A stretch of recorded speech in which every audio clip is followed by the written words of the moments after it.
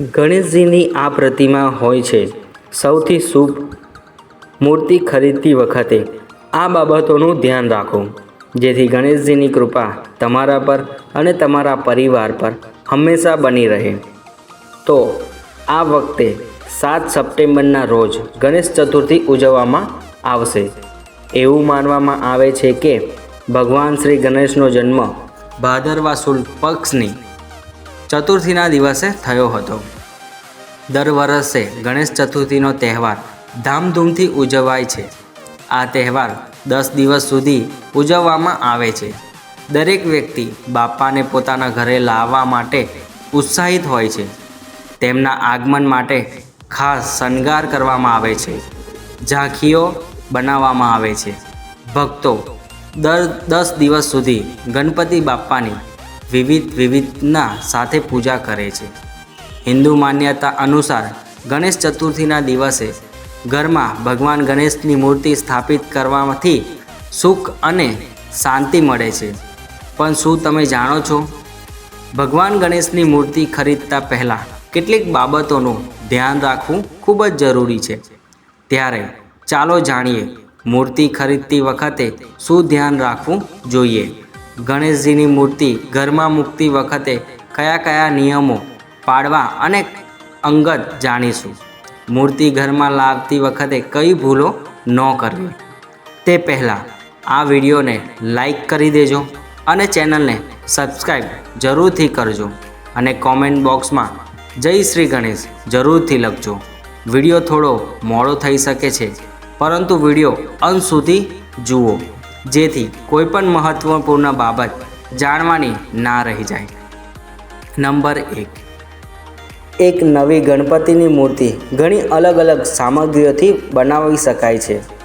સામગ્રીઓની પસંદગી મૂર્તિને ઉર્જા આકર્ષે છે, તે પ્રભાવિત કરે છે. ઉદાહરણ તરીકે, ચાંદીમાંથી બનેલી મૂર્તિઓ ખ્યાતિ માટે છે, જ્યારે લાકડામાંથી બનાવેલી મૂર્તિઓ સારું સ્વાસ્થ્ય અને આયુષ્ય લાવે છે.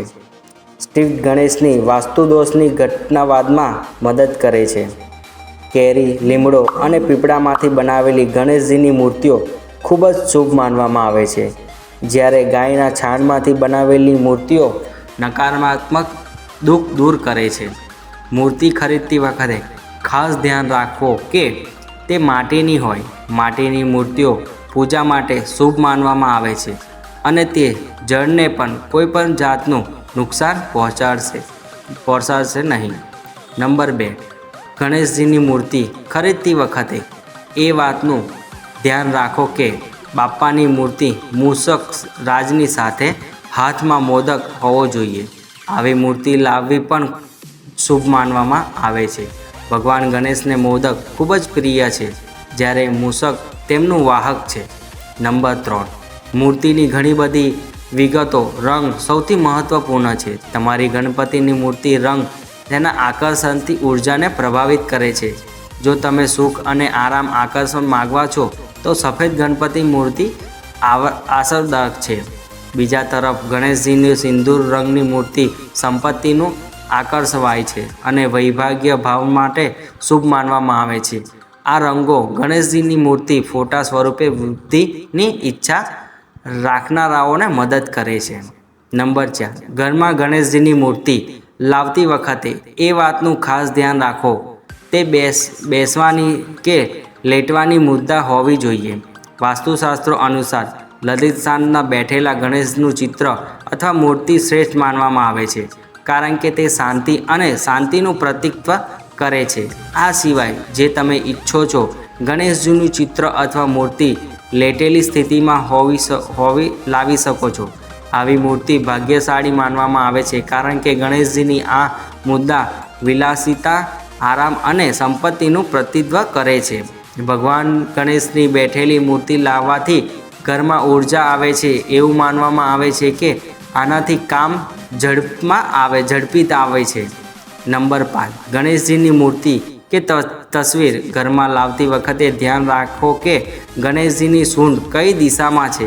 વાસ્તુશાસ્ત્રો અનુસાર ગણેશજીની મૂર્તિની સૂંઢ ડાબી તરફ ઝૂકેલી હોવી જોઈએ.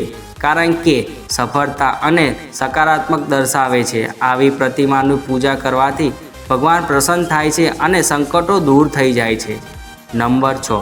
શાસ્ત્રોમાં ગણેશજીને ધૂર્તવર્ત જણાવવામાં આવે છે. એટલે ગણેશજીનો રંગ ધુમાડા સમાન છે. એટલે ગણેશજીને એવી મૂર્તિની સ્થાપના કરવી જોઈએ. નંબર 7. ગણેશજીને લાભચંદ્ર પણ કહેવામાં આવે છે. એટલે ગણેશજીની એવી મૂર્તિ પૂજા કરવી ખૂબ જ શુભ માનવામાં આવે છે જેમાં કપાળ ઉપર ચંદ્ર બનાવેલો હોય. નંબર 8. ગણેશજીની એવી મૂર્તિ સ્થાપના કરવી જોઈએ જેમાં તેમના હાથ, પાર અને અંકુશ બંને હોય. શાસ્ત્રોમાં ગણેશજીના આસપાસ સ્વરૂપનું વર્ણન મળે છે. જ્યારે તમે ઘરને ગણેશજીની મૂર્તિ મૂકવી હોય ત્યારે હંમેશા ખાતરી કરો કે ઉપરના બધા સિદ્ધાંતો તમે પાલન કરી રહ્યા છો. તેમજ ઘણા લોકો ભગવાન ગણેશની મૂર્તિ ઘરમાં રાખવાનું પસંદ કરે છે અને તે કરવું ખૂબ જ સારું છે. પણ જો કે જ્યારે તમે ગણેશજીની મૂર્તિ મૂકતા હોય ત્યારે તમારે ચોક્કસ નિયમોનું પાલન કરવું જોઈએ. જેમાં પૂજા માટે ઘરમાં ગણેશજીની મૂર્તિ મૂકતી વખતે ધ્યાન રાખવું કે મૂર્તિનું કદ બહુ મોટું ના હોય. વાસ્તુ સલાહ આપે છે કે ઘરમાં નાની સાઇઝની મૂર્તિ રાખવી વધુ સારું છે. નંબર 2. પ્રવેશદ્વારની પાસે નવી ગણપતિની મૂર્તિ મૂકવી એ સમૃદ્ધિને આવકારે છે. આવા કિસ્સાઓમાં મૂર્તિ પ્રવેશદ્વાર તરફ ન હોવી જોઈએ પરંતુ તેની પીઠ પ્રવેશદ્વાર તરફ હોવી જોઈએ. આનો હેતુ દુષ્ટોનો દૂર કરવાનો હોય છે. જેથી ઘરનું મુખ્ય પ્રવેશદ્વાર દિશાઓની અનુરૂપ ન હોય તો ગણેશજીની મૂર્તિનો ફોટો અથવા મૂર્તિ એવી રીતે ત્રાસી રીતે મૂકી શકાય છે કે યોગ્ય દિશા મુખ કરે. નંબર 3.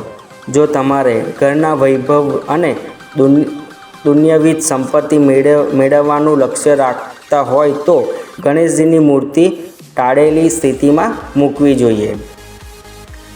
નંબર 4. જો તમે ઘરમાં ગણેશજીની મૂર્તિ મૂકવાની નક્કી કરો છો તો તમે સામેના દરવાજા, દિવાલ અથવા અગરબત્તી પ્રગટાવવાની સલાહ આપવામાં આવે છે.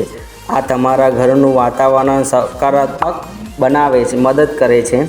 નંબર 5. જો તમે શ્વેતકાલ ગણેશની મૂર્તિ રાખો છો તો સલાહ આપવામાં આવે છે કે તે વાસ્તુ અનુસાર તમારા ઘરની અંદર રાખો અને તેની દરરોજ પ્રાર્થના કરો. જેથી તમે મૂર્તિને ઘરમાં રાખો છો તો તમે ક્યારેય ધનની અછત સામનો નહીં કરવો પડે. નંબર 6. વાસ્તુ સૂચવે છે કે લાલ રંગની ગણેશજીની મૂર્તિ રાખવી તમારા ઘર માટે ખૂબ જ શુભ છે. નંબર 7. ભગવાન ગણેશની મૂર્તિ ઉત્તર દિશામાં સ્થાપિત કરવી શુભ છે. આ દિશાને માતા લક્ષ્મી અને ભગવાન શિવની દિશા માનવામાં આવે છે.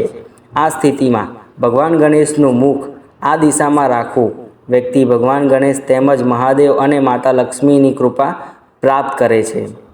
ગણેશજીની મૂર્તિ ઘરમાં લાવતી વખતે ન કરો આ ભૂલો. નંબર 1. તમે ઘરમાં એક કરતાં વધુ ગણપતિની મૂર્તિઓ મૂકવાના હોય તો તમે વિચારી આવશે, પરંતુ આ સલાહભર્યું નથી. તમારા ઘરમાં ભગવાન ગણેશની એક જ મૂર્તિ હોવી જોઈએ. વાસ્તુ અનુસાર એક જ દેવતા ઘણી બધી મૂર્તિઓ રાખવી રિદ્ધિ સિદ્ધિ અવશ્ય થઈ શકે છે અને પ્રતિકૂળ નુકસાનકારક વાતાવરણ ઊભું થઈ શકે છે. તે બધી સારી વાસ્તુ ઉર્જાપૂર્વક કરે છે જે મૂર્તિ આકર્ષિત કરી શકે છે. તે જો તમે ઘરમાં એક કરતાં વધારે ગણેશજીની મૂર્તિ યા ફોટો રાખવાનો ઈરાદો ધરાવો છો તો ખાતરી કરો કે તેઓ એક જ રૂમમાં નથી. નંબર 2. નવી ગણપતિની મૂર્તિ જમીન પર ભૂલથી પણ ન મૂકવી જોઈએ. તેના બદલે તેને બોર્ડ અથવા નાના ટેબલ જેવા ઊંચા પ્લેટફોર્મ પર મૂકવી જોઈએ. આ મૂર્તિ વધુ પડતી મોટી કર્યા વિના વૃદ્ધ દિશામાં બનાવશે. નંબર 3. ગણેશ ભગવાનની શિવના પુત્ર છે અને ભગવાન શિવ ઉત્તર દિશામાં રહે છે. આથી ગણપતિની મૂર્તિનું મુખ પણ ઉત્તર દિશા તરફ હોવું જોઈએ. ગણેશજીની મૂર્તિ અને પૂજા ખંડ માટે શ્રેષ્ઠ દિશા ઉત્તર અને પૂર્વ અને પશ્ચિમ છે. બંને ત્યાં સુધી મૂર્તિને દક્ષિણ દિશામાં ન મૂકવી જોઈએ. અહીં તે સારા કરતાં વધુ નુકસાન કરી શકે છે. તો મિત્રો, તમે આ વિડીયોમાં ખૂબ જ ગમ્યો હશે, તેથી આ વિડીયોને લાઈક કરજો અને કોમેન્ટ બોક્સમાં સાચા મનથી જય શ્રી ગણેશ જરૂરથી લખજો અને આ ચેનલને સબસ્ક્રાઈબ જરૂરથી કરજો। આ વિડીયો અંત સુધી જોવા બદલ તમારો ખૂબ ખૂબ આભાર।